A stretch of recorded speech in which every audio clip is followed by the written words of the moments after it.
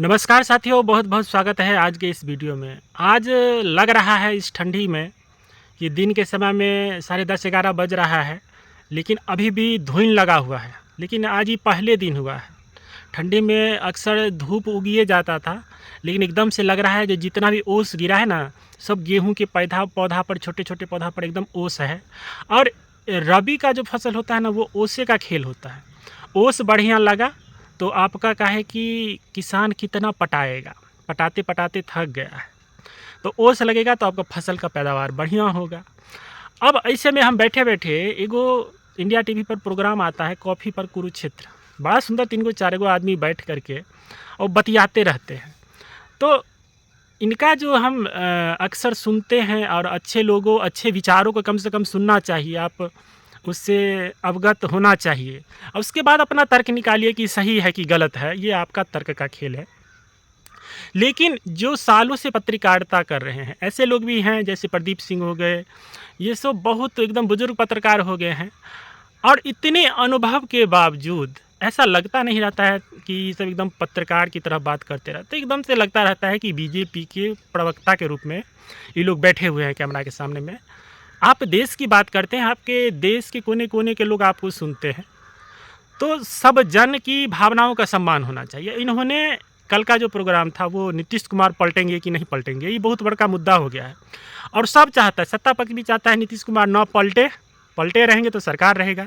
और विपक्ष तो चाह भी करता है नीतीश कुमार यदि पलट गए तो सरकार और स्थिर करने में लोगों को शौक लगता है। क्या कि यदि नीतीश कुमार पलट तो गए तो ऐसा नहीं होगा कि बहुत बड़ा राजनीतिक परिवर्तन होगा या बीजेपी आपको सरकार बनाने देगी। काहे कि 240 सीट है भाई, खाली अकेले बीजेपी का, तो ये आप सोचियो नहीं सकते हैं। ऐसे में इन्होंने क्या कहा, प्रदीप सिंह जी, कि नीतीश कुमार जी की सबसे बड़ी गलती थी कि उन्होंने 2015 में आरजेडी के साथ गठबंधन किए।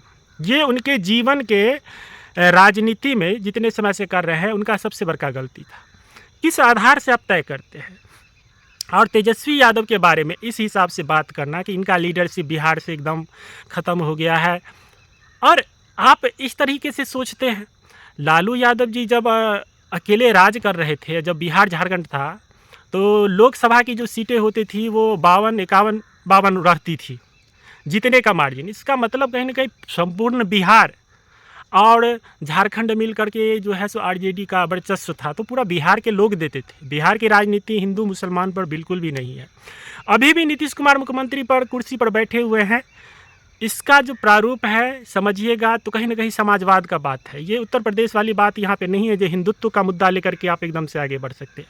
यहाँ पे हिंदू भी समझदार है, मुसलमान भी समझदार है। उन्हें चाहिए ऐसी सरकार जो दोनों की बात करे और सब आपसी में रहे, मिले जुले रहे। आप लोग सरकार चलाइए, हम लोग आपस में रहे, सुख शांति रहे। कहीं थोड़ा इधर उधर होता है तो आप लोग संभालिए। इसके लिए शासन प्रशासन और सरकारें चुनी जाती है, उसके ठीक विपरीत हो रहा है। प्रदीप सिंह का जो कहना है कि तेजस्वी यादव का, आरजेडी का ये लीडरशिप बिल्कुल ही ख़त्म होता जा रहा है, ये किस हिसाब से कह रहे हैं? आज भी 70-72 विधायक जो है सो आरजेडी का जीतता है, तो जनभाव है कि नहीं? बीजेपी का भी है, इतना बड़ी पार्टी, अभी वो सबसे ज़्यादा विधायकी का है। लेकिन आपकी इच्छा, आपकी मंशा है कि नरेंद्र मोदी प्रधानमंत्री बने रहे। इसके लिए जो है सो नीतीश कुमार जी हमेशा बीजेपी का साथ दे रहे हैं, वैसे भी दे ही रहे हैं। ये मंशा लेकर के आप कैमरा के सामने में बैठते हैं तो ये बात थोड़ा अपच रहता है कि सभी राजनीतिक दलों का सम्मान होना चाहिए।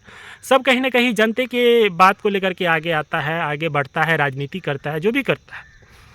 आपकी मंशा के चलते नीतीश कुमार, और आप तय कर रहे हैं कि आरजेडी के साथ जाना, तेजस्वी यादव के साथ जाना इनका सबसे बड़ा गलत है। अब नीतीश कुमार जी क्या खेल कर रहे हैं अभी बिहार में, ये जो बार बार चलता रहता है कि फिर से पलटेंगे कि नहीं पलटेंगे, इस तरह की जो बात चल रही है, वो इसमें नीतीश कुमार जी का बहुत बड़ा अपना स्वयं का खेल ये रहता है कि यदि हम थोड़ा उथल पुथल, अभी तो सीट बंटवारा का समय आ गया, चुनाव आ गया, 2025 में है। बीजेपी और जेडीयू, ये जो सीट का जो कम्बिनेशन बैठेगा, तो जेडीयू तो इस बार पिछले विधानसभा में 2020 में 43 को सीट लाया। अब बीजेपी जो है तो चाहबे करेगा कि हम ज़्यादा से ज़्यादा सीट पर लड़ें, काहे कि हमारा ज़्यादा विधायक आ रहा है और नीतीश बाबू का कम आ रहा है। विधायक चाहे कम आए चाहे ज़्यादा, मुख्यमंत्री तो नीतीश कुमार बनेंगे। ये उनका जो भी चाणक्य नीति कहिए, चाहे जो भी अपना बुद्धिजीवी राजनीतिक करियर कर रहा है, उस हिसाब से उस तरफ ही यदि नीतीश कुमार जाते हैं तो आरजेडी की तरफ, तो वहाँ भी वही बात है कि यदि आरजेडी का भी ज़्यादा सीट आता है तो आप जो है मुख्यमंत्री नीतीश कुमार बनेंगे। ये खेल जो है हमेशा से अभी तक लगातार 20 साल से हम लोग देखिए रहे हैं और अकछ गए हैं। ये लोग नहीं चाहते हैं कि कोई तीसरी पार्टी या नई पार्टी आए, उनका अस्तित्व बिल्कुल ही जीरो मान के चला जाता है। जैसे पंजाब में मान लिया गया कि खेल जो है सो सिर्फ बीजेपी और कांग्रेस ही कर सकती है। लेकिन चाहे जिस भी रीति से आप कोई सरकार बनाता है तो आप जो भी आरोप लगाए, लेकिन आम आदमी पार्टी आई ना, लगातार तीसरे टर्न भी हो सकता है। जो अरविंद केजरीवाल को इतना उखाड़ना इतना सस्ता नहीं है जितना बीजेपी इसको हल्का में ले रही है। तो आपके लालसा के लिए, आपके सुख के लिए नीतीश बाबू हमेशा से बीजेपी में रहें, उसका सिर्फ और सिर्फ एक ही अच्छा है कि वो नरेंद्र मोदी प्रधानमंत्री बने। और बीजेपी के साथ रह के बिहार में क्या काम कर रहे हैं ये तो जग जाहिर है। आप आरजेडी को कह रहे हैं वो 17वें महीना न सरकार रहे गठबंधन के साथ, उसके बाद तो बीजेपी नीतीश कुमार का गठबंधन है। क्या हो रहा है बिहार में? आज 20 दिन होने जा रहा, बीपीएससी का आंदोलन हो रहा है। इस तरह के मुद्दे नहीं है देश में, इस तरह के मुद्दे नहीं है बिहार में जो सरकार सुना भी जाए। नीतीश कुमार नहीं सुन रहे हैं, बीजेपी जाकर के, सम्राट चौधरी जाकर के उन बीपीएससी अभ्यर्थियों से, प्रशांत किशोर जी से बात करते जो क्या समस्या है। तो इतना शासन प्रशासन का इतना नशा है कि कुर्सी जो पकड़ लिए हैं तो अपना अपना कुर्सी छोड़ने का मन नहीं कर रहा है। जनता जनते है ना, जनता जो है एकदम से सब देख रही है। जनता की बात आप करेंगे नहीं, छात्रों का बात करेंगे नहीं। बिहार में ना कोई इंडस्ट्रीज है, मंत्रालय बनता है, मंत्रालय बनेगा लेकिन वो सोने के लिए बनेगा, सोना। और आपका कृषि का भी मंत्रालय बनेगा या कृषि का भी राज्य मंत्री सब बनता है, लेकिन आज तक पता नहीं है जो कृषि राज्य मंत्री है भी कोई, उनका नामों नहीं पता होगा। काहे कि कृषि तो यहाँ पे होता है नहीं। भगवान भरोसे लोग जो है सो अपना पेट जोगर कर लेता है, थोड़ा बहुत धान गेहूँ कर लेता है, उसके अलावा तो लोगों के पास कोई ऑप्शन है नहीं। सरकारें ले दे करके एगो रह गया जो शिक्षक की नौकरी, इस पर बात करती है। पुल वगैरह सब बन रहा है, देखिए रे, सब तो बीजेपी के साथ ही सरकार ना है जी। कैसे पुल बनता है? पुल ऐसी जगह बन जाता है जहाँ पर रोडें नहीं है, या जहाँ पे रोड पुल बन रहा है तो वहाँ पुलें टूट रहा है, 2 साल से 3 साल नहीं टिक रहा है। तो बीजेपी के साथ रहने के बाद कितना उपलब्धि प्राप्त कर लिए हमारे सुशासन बाबू, ये भी तो सबके सामने में जग जाहिर है। तो इस पर भी बात होनी चाहिए। सिर्फ आप प्रधानमंत्री की कुर्सी देखना चाहते हैं, उसके लिए आप चाहते हैं नीतीश बाबू हमेशा रहे, तारीफ़ करते रहे, मलाई लगाते रहे, तो ऐसा नहीं चलने वाला है। बिहार की जनता सब देख रही है, नई पार्टी भी आ रही है जो बिहार की और बिहारियों की आवाज़ उठाएंगे, उसी की ना बात होगी। इस मुद्दे पर आप लोग क्या सोचते हैं?